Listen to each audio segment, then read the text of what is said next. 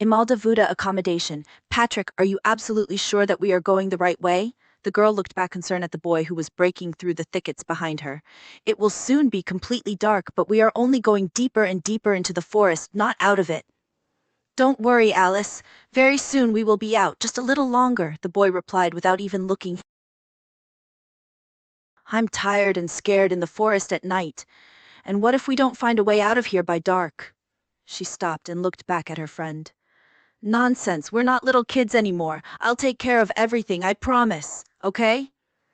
The girl nodded and they continued on their way. Darkness came unexpectedly. They searched their backpacks for pocket batteries and now walked forward, lighting the way. What are we going to do now? We need to find a place to spend the night. But where can we spend the night here? It was your fault that you wanted to go see the forest. And you agreed, Patrick now shouted at them. They walked on in silence. I see a light. Let's go closer to see if there is a house for a place to stay, Patrick exclaimed. They went in the direction from which the light came, and indeed, not far from them was a hut, if that was the name of the overgrown slum that opened for their eyes. Patrick went up to the hut and knocked. After a moment the door opened and a tall, muscular man stood there. His gaze measured the two young men from head to toe. Suddenly, his black eyes glowed red in the darkness as his gaze stopped at the girl and never looked back. What are your names and why are you both here at this late hour? My name is Patrick and this is my friend Alice. We were walking through the forest, but it got dark. Oh, so you're afraid of the dark? Sparks of slyness flashed in the stranger's dark eyes. I am Spiros, follow me, he said, leading them deeper. The semi-dark room they entered was not large but cozy compared to the dark night forest that was now behind them as Spiros closed the door of the dwelling. A fire crackled in the fireplace, casting shadows on the walls and floor, and nearby was a white animal skin blanket, apparently intended for one person to sleep on. A small table, a chair, that was all there was to be found here. You live here alone in the middle of the forest? Alice now blurted out a question that seemed natural, arising by itself as she looked around at the lonely forest hut. Yes, I live here. Looking back slightly over her shoulder at her unexpected nocturnal guests who were following her, the stranger went to the only chair and sat down in it. This is just a little unusual. I like it. Usually I don't take the guests, but you two, be an exception. Thanks for such hospitality. We really have nowhere tonight, but are you not lonely and afraid here? What kind of you like to live here? Alice did not hold on again. Don't ask so many stupid questions. Spiros now rose and approached Alice and Patrick, who were still standing in the middle of the room. His eyes were burning with flames of fire, and when he got close to Alice, he lifted up his long, fine hand with the same long fingers and let it go to her face. You're a beautiful, but not a very clever girl. Alice did not really understand whether or not be offended. Alice, stop, don't irritate him, Patrick said. Then his gaze refocused on both. What are you two standing in front of me? You're really annoying me. Alice and pat down obediently near the fireplace. So you say you go and stray?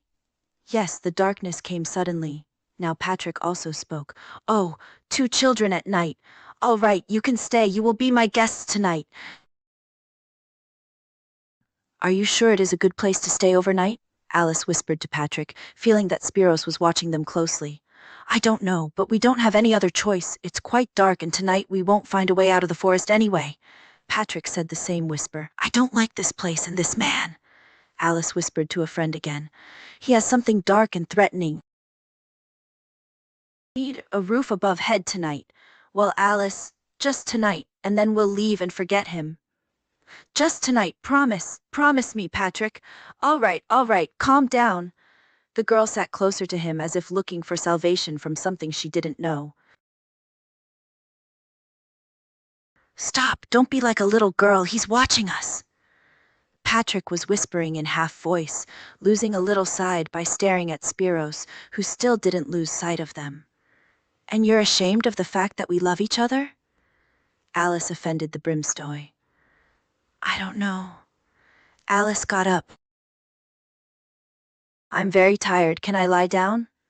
Of course, you can sleep there, on a white mat at the fireplace. There you will be warm and comfortable. It really seemed like a cozy place.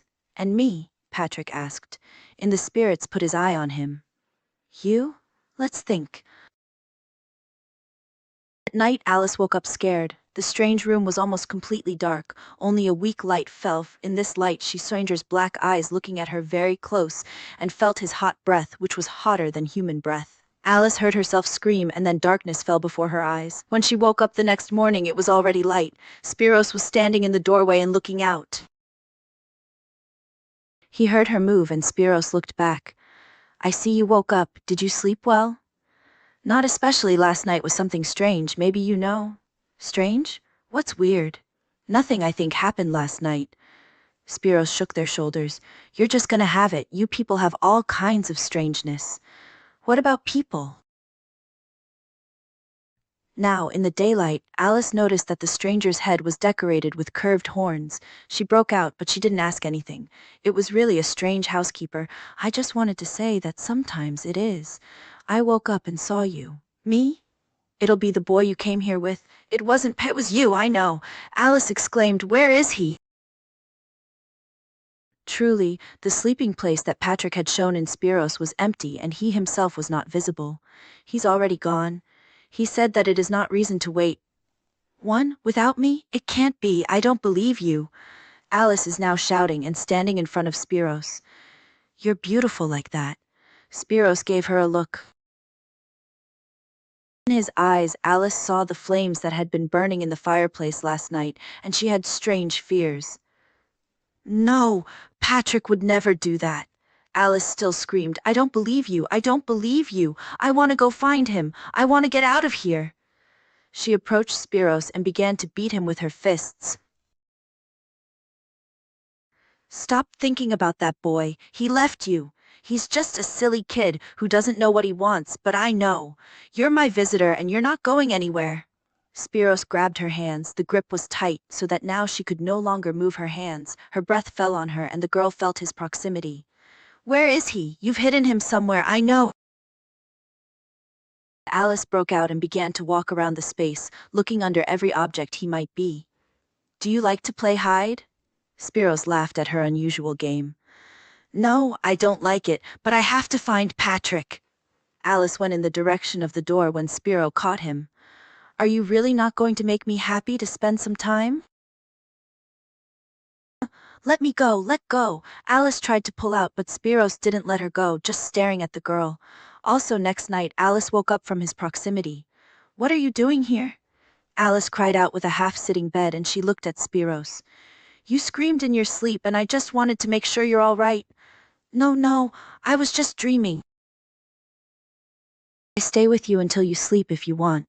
I can play you on my harmonics. You like music?